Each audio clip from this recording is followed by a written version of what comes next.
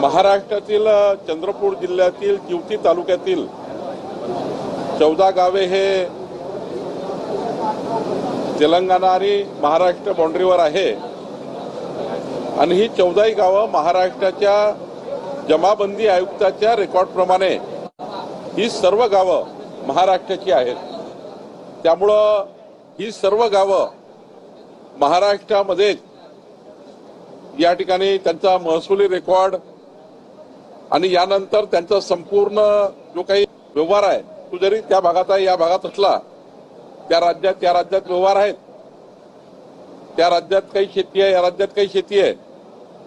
त्यामुळं गावाचं जे गावठाण आहे ते महाराष्ट्रामध्येच राहील याबद्दलची कारवाई आम्ही चालू केलेली आहे आणि याबद्दलचा पुरावा रेकॉर्ड आमच्याकडे आहे आणि त्याची नोंद आता महाराष्ट्र शासनाने घेतली आहे। सर नेमका एक मिनिट त्याच्यामध्ये प्रश्न असा आहे की त्या गावांमध्ये मतदार असेल किंवा दोन्हीकडे त्यांना मतदान काय करू शकतात आहे? 100% महाराष्ट्राचे मतदार आहेत। 14ही गावातले नागरिक आणि महाराष्ट्रातच मतदान करतील। ग्रामपंचायती, जिल्हा परिषद, पंचायत समित्या, स्थानिक स्वराज्य संस्था निवडणुकीमध्ये सुद्धा त्या ग्रामपंचायतचा त्या ठिकाणी ज्या आहेत त्या महाराष्ट्राचाच भाग राहणार आहे। त्यामुळे यामध्ये काही कन्फ्युजन नाही।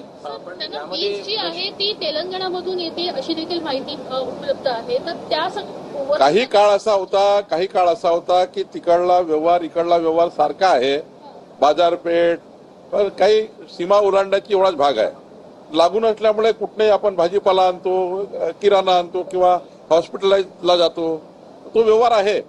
पण जर स्टेटस काय, घरं कुठले आहेत, गावठाण कुठलेला आहे, ग्रामपंचायती कुठल्या आहे, महसुली रेकॉर्ड कुठे आहे, तर महाराष्ट्रामध्ये आहे। त्यामुळे जिवती चंद्रपूर मधले 14ही ग्रामपंचायती गावं हे महाराष्ट्रात असतील आणि त्या महाराष्ट्रात आहेत। सर पण तेलंगणात पण उद्या जाऊन या दावा केला तर काय प्रश्न? तेलंगणाकडे रेकॉर्ड नाहीये, रेकॉर्ड महाराष्ट्राकडे आहे। त्यामुळं तेलंगणाचा दावा त्या ठिकाणी काही मजबूत होणार नाही। समाविष्ट झाले असं म्हणायचं की समाविष्ट करण्याची प्रक्रिया जवळपास झाली आहे। लवकरच त्याचा आम्ही अंतिम निर्णय करू।